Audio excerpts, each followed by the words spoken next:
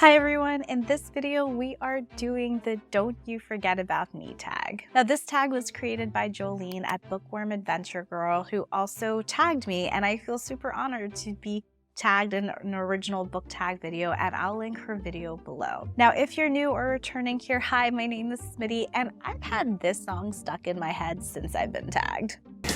Don't you forget about me. Anyway, let's get into it. So the way Jolene has set up this tag is that there are 4 prompts and you answer each prompt with a book or a number of books. And she decided to do 3 books for each category, so that's what I'm gonna do. Now the first prompt is clean slates, and these are books that you don't remember anything about. So for me, I only started consistently reading for fun in the past few years, so I do remember those books that I've read. However, I used to read a lot for fun as a kid, and there are certain books that I love that I don't remember close to anything about. The first is the Boxcar Children's series, and I do remember reading and loving these books, but I have no clue what the plots of these books were, and I honestly don't remember how many children or Boxcar Children there were. So yeah, I just remember the book covers of these books and that distinct lettering for the Boxcar Children's series, but other than that, I really don't remember. The second series that I don't remember well is Philip Pullman's His Dark Materials. So this is The Golden Compass, The Subtle Knife, The Amber Spyglass. I honestly just remember the titles, and I know there's a character named Lyra, and she has some kind of dodgy parents, and I think there's a polar bear that's her demon. But other than that, I really truly don't remember these books, but I do remember enjoying them. So maybe I'll revisit them. Let me know if I should reread that series. Now, the last series in this category is Sweet Valley High. And I know when I was growing up, there was a segment of people who liked Sweet Valley High or Babysitter's Club, and I think there was also some horse series, and those were different than like Goosebumps or Animorphs or Fear Street or those other things. But if you read Sweet Valley High, you probably preferred it a little bit more than Babysitter's Club, but I honestly don't remember much or anything that I read about Sweet Valley High. I think there were twins. I think their names were Jessica and Elizabeth. I could be wrong. But yeah, I really don't remember what happened to these twins. I know they went to high school, maybe they went to college, and that's about it. All right, the next prompt is Genie's Lamp, and these are books that you wish you could forget. Now, this is a hard prompt for me because I think it's books that you really just didn't enjoy, but for me, even these books that I didn't enjoy, I still learned something about myself by reading them, so I don't necessarily want to forget them. So the way I'm going to interpret this prompt is maybe these are just books that I really love that if I forgot about them, I would get to experience reading them for the first time again, which would be cool. So this is kind of a positive reframe on this prompt. So for me, the first book is Piranesi by Susanna Clarke. I talk about this book often. I think it would be just so fascinating to read this again without knowing what's going to happen. So if I could forget about it and then read it again, I think I would enjoy it. But I definitely think I'm going to reread this book in the near future, probably consume it as an audiobook. The next book is Sea of Tranquility by Emily St. John Mandel. Again, this book had a bit of a twist to it or a mystery, and you're trying to figure out what's going on. So yeah, it would be great to forget this book so I could reread it again and enjoy the twists for the first time. And third is A Light from Uncommon Stars. I wouldn't say that there's so much of a twist, but you're trying to see how things are going to turn out. And I think it's just done so beautifully, and I enjoyed the journey in reading this book by Rika Aoki. Sorry, I didn't mention them at the beginning when I mentioned the title of the book. So if I had to pick a book to forget to experience again, this is another one on that list. The next prompt is Forgotten Gems, and these are books that you feel need more love. Now, the first book that comes to mind for me is The Scribe of Siena by Melody Winnower, and this is pretty much an epic book to me. You have time travel, you have great detail when it comes to what this period in Italy might have been like in Siena.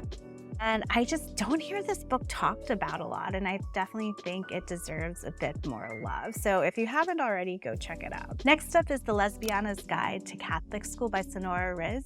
And I've heard about these books in certain circles, but I think this book definitely deserves more love. I think the writing is fantastic. There's such a diverse cast of characters, and there's so much nuance, and I just really appreciate how Riz discusses boundaries and healthy boundaries in this book, and I just think it deserves way more love. So the third book on this list for me is The Hummingbird's Daughter by Luis Alberto Urrea.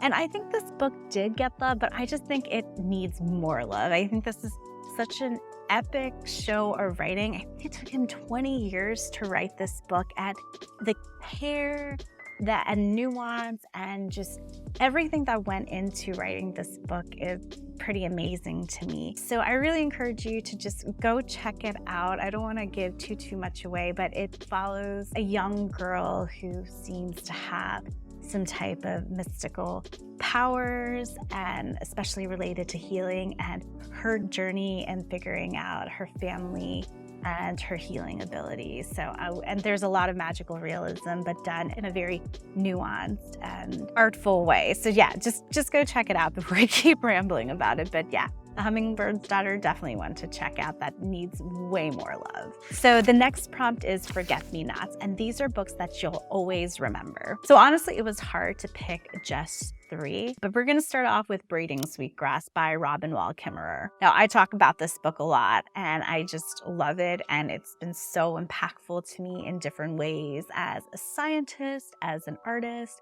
as a mother, as a plant lover, as a person who's a US citizen and thinking about the history of this country, especially with Indigenous folks. There's just so much to this book, and I am excited to reconsume it again in some ways and refer back to it. So yeah, it's a book I definitely won't forget. The next book is a book that I recently read, and that's a fiction book called The English Understandable by Helena DeWitt. And there's a really fun twist in this book, and I just also remember so many aspects of the writing style. This is a very short book, and I don't want to give too much away, but I just find myself thinking about it often, and I really appreciate how much style and artistry and spunk, if that's the right word, is in this short book and what it achieves in such a short amount of space. So the third book on this list for me is Healer of the Water Monster by Brian Young.